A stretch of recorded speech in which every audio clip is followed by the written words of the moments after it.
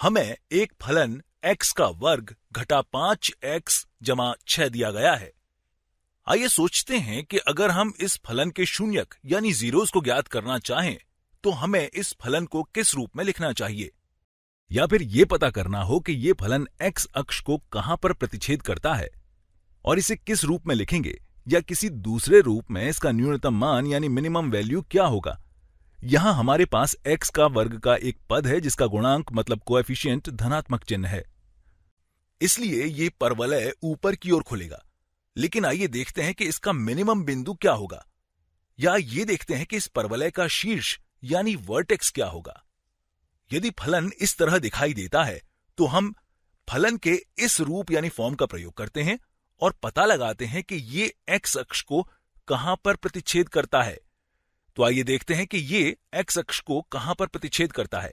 हो सकता है कि हम इसे कुशलतापूर्वक प्रयोग करते हुए कोई दूसरा रूप पता कर सकें जिससे हम इसका न्यूनतम बिंदु यानी मिनिमम पॉइंट निकाल सकें। आइए देखते हैं कि यहां पर इस फलन का ये बिंदु क्या है। हम ये भी नहीं जानते हैं कि ये फलन किस तरह दिखता है। आइए हम यहां पर रुककर इस समीकरण को दो भिन्न भिन्न रूप यानी डिफरेंट फॉर्म्स में परिवर्तित करने की कोशिश करते हैं। आइए सबसे पहले इस समीकरण को हल करते हैं। इस क्रम में हम इसके मूलों यानी रूट्स का पता करते हैं। इसका सबसे आसान तरीका यह है कि इस द्विघात समीकरण का गुणनखंडन मतलब फैक्टराइजेशन करने की कोशिश करते हैं, जो इस समीकरण को परिभाषित करता है। चलिए अब समीकरण के बारे में सोचते हैं। सबसे पहले हम दो संख्याओं के बारे में सोचते हैं जिनका गुणनफल 6 है और योग ऋणात्मक 5 है। यहां पर इसका गुणनफल धनात्मक है। हम देखते हैं कि इनके पास समान चिन्ह है। यहां इसके पास समान चिन्ह है लेकिन हमें ऋणात्मक मान मिलता है। इसका मतलब यह हुआ कि इसके दोनों गुणनखंड ऋणात्मक होंगे। चलिए देखते हैं। यहां पर ऋणात्मक 2 गुणा ऋणात्मक 3 बराबर धनात्मक 6 है और ऋणात्मक 2 जमा ऋणात्मक 3 बराबर ऋणात्मक 5 है। आइए हम फलन x को पुनः दूसरे तरीके से लिखते हैं। हम x का फलन f को कोष्ठक में x घटा 2 गुणा कोष्ठक में x घटा 3 लिख सकते हैं। आइए देखते हैं कि यह हमें शून्यक यानी जीरोस को ज्ञात करने में क्या मदद करता है और किस परिस्थिति में यह दायां पक्ष शून्य के बराबर हो जाता है। हम देख सकते हैं कि यह इन दोनों व्यंजकों का गुणनफल है। अगर इन दोनों में से एक भी व्यंजक शून्य के बराबर है तो शून्य के साथ कोई भी चीज गुणा करने पर शून्य ही मिलता है, इसलिए यह पूरा शून्य के बराबर हो जाता है। इसलिए x घटा 2 शून्य के बराबर है या फिर x घटा 3 शून्य के बराबर है। अगर इस समीकरण में दोनों तरफ 2 जोड़ते हैं तो हमें x बराबर 2 मिलता है और यहां पर दोनों तरफ 3 जोड़ने से हमें x बराबर 3 मिलता है। इसलिए ये दोनों इस समीकरण के दो शून्यक यानी 2 जीरोस हैं। आइए इसे आलेखित करने की कोशिश करते हैं। अब हम इसके पदों को आलेख यानी ग्राफ पर दर्शाते हैं। यहां पर ये x बराबर 1 है, ये x बराबर 2 है और यहां पर x बराबर 3 है। ये x अक्ष है और ये हमारा y अक्ष है जो x अक्ष के फलन के बराबर है। हम देख सकते हैं कि ये यहां और यहां दोनों जगह प्रतिच्छेद करता है और जब x बराबर 2 है तो x का फलन f बराबर 0 हो जाता है और जब x बराबर 3 है तो भी x का फलन f बराबर 0 हो जाता है। अब अगर हम इनमें से कोई भी मान अपने मूल व्यंजक यानी एक्सप्रेशन में रखते हैं तो हम देखते हैं कि यह व्यंजक 0 के बराबर हो जाता है क्योंकि यहां ये इस चीज के समान है। चलिए अब हम इसके वर्टेक्स के बारे में सोचते हैं। देखते हैं कि इस मूल व्यंजक को किस रूप में लिखें जिससे हम इसके शीर्ष को ज्ञात कर सकें। हम यहां पर पहले से ही पूर्ण वर्ग बनाने मतलब कंप्लीटिंग द स्क्वायर से परिचित हैं और जब आप इस व्यंजक का पूर्ण वर्ग बनाते हैं तो यह व्यंजक आसान हो जाती है जिससे हम ज्ञात कर सकते हैं कि इस फलन का न्यूनतम मान मिनिमम वैल्यू क्या होगा। आइए इस समीकरण को यहां पुनः लिखते हैं। यहां हमें x का फलन f बराबर x का वर्ग घटा 5x जमा 6 है। हम यहां पर कुछ जगह छोड़ देते हैं क्योंकि हमें यहां पर कुछ समान मान को जोड़ना और घटाना है, इसलिए हम यहां पर कुछ जोड़ेंगे और यहां पर कुछ घटाएंगे। ऐसा करने से हम कह सकते हैं कि हम यहां 0 जोड़ रहे हैं और हम दाएं पक्ष के मान में कोई परिवर्तन नहीं कर रहे हैं।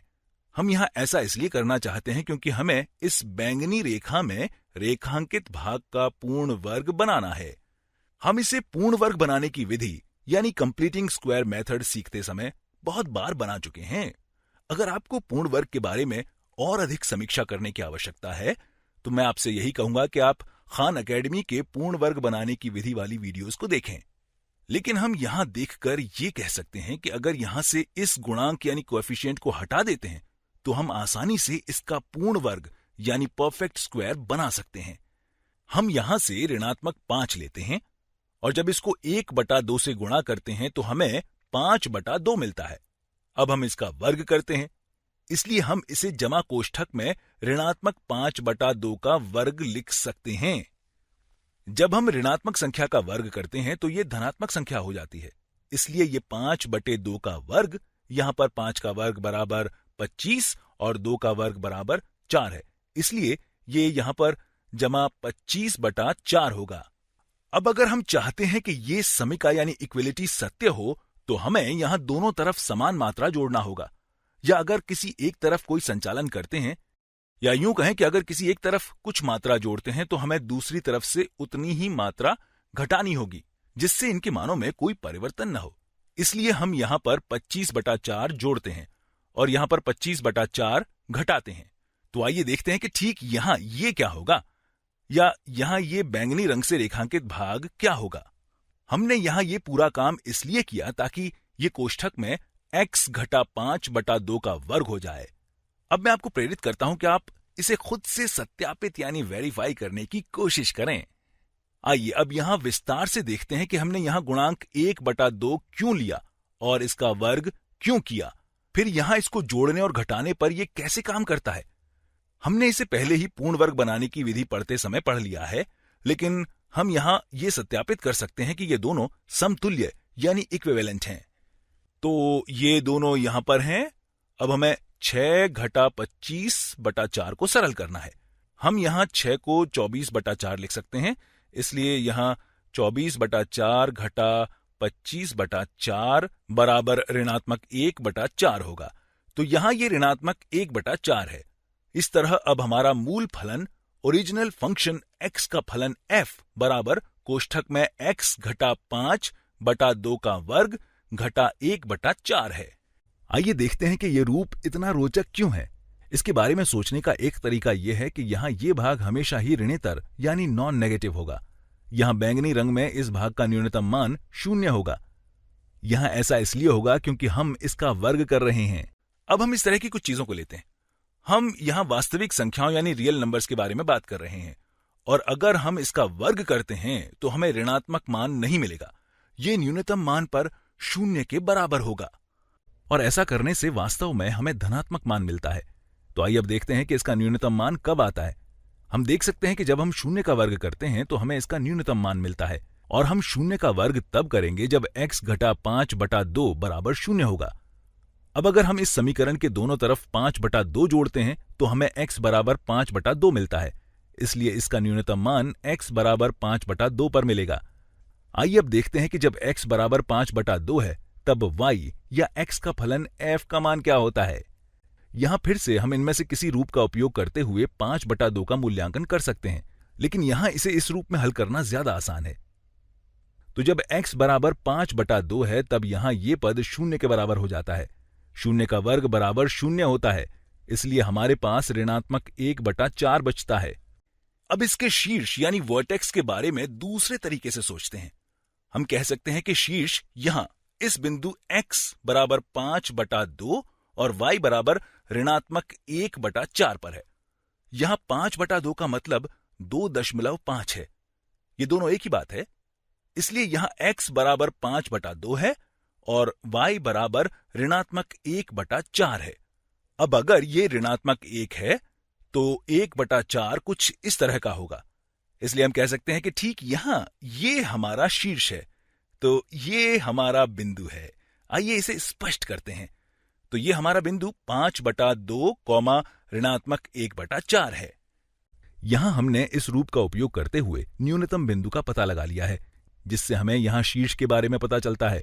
अब हम इसके मूलों यानी रूट्स को इसके बाकी 2 बिंदुओं के लिए उपयोग कर सकते हैं, ताकि हमें इस परवलय का एक रफ स्केच मिल सके जो कुछ इस तरह दिखेगा।